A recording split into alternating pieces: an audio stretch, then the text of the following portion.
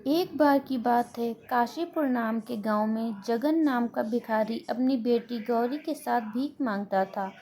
जगन को साफ दिखाई नहीं देता था, इसीलिए उसे कोई काम नहीं मिलता था। वह अपनी बेटी को साथ लेकर भीख मांगने जाता था। गौरी को भीख मांगना पसंद नहीं था, वह पढ़ना लिखना चाहती थी। जब वह सेठानी के घर भीख मांगने जाती, तब उसके बेटे राजू को पढ़ते देखकर उसे अच्छा नहीं लगता। यह देख सेठानी ताने देते हुए, हरिया देख, दरवाजे पर वही भिखारी होगा, उसे भीख देकर भेज दो। वैसे ही बीमारी फैली हुई है, कहीं मेरे बेटे को उनकी गंदी बीमारी न लग जाए।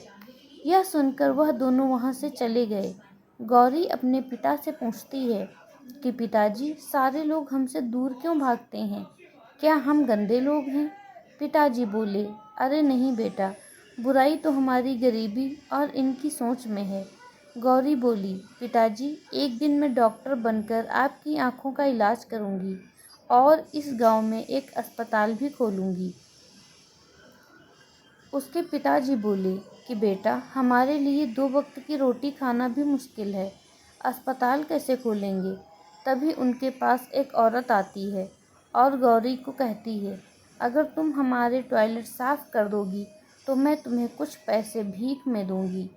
गौरी ने उनका टॉयलेट साफ कर दिया और उसे बहुत बुरा लगने लगा। तब वह सोचने लग गई कि अब मैं डॉक्टर बनकर रहूंगी। गौरी अपने पिता को ले जाकर मंदिर के बाहर रहीम चाचा के पास बैठा जाती है और खिलौने बेचकर कुछ पैसे कमाने लगती है। और फिर वह गांव की शिक्षिका से किताब लेकर सरकारी स्कूल में पढ़ने गई। अब गौरी रोज स्कूल से आकर खिलौने बेचती और अपने पिता का ध्यान भी रखती। गौरी रात रात भर जाग कर पढ़ाई करती और हमेशा अव्वल नंबर लाती। गौरी की कामयाबी देखकर गांव के सभी लोग हैरान रह गए। धीरे धीरे गौरी बड़ी होती गई और कॉलेज में दाखिला देने के लिए परीक्षा देने लगी। उसकी शिक्षिका उसका पूरा साथ देती। इम्तिहान में टॉप करके उसके पिताजी और शिक्षिका बहुत खुश हुए। अपनी पढ़ाई पूरी करने के लिए गौरी को बाहर जाना पड़ता है, परंतु उसका बिल्कुल भी मन नहीं होता है अपने पिता को छोड़कर जाने का।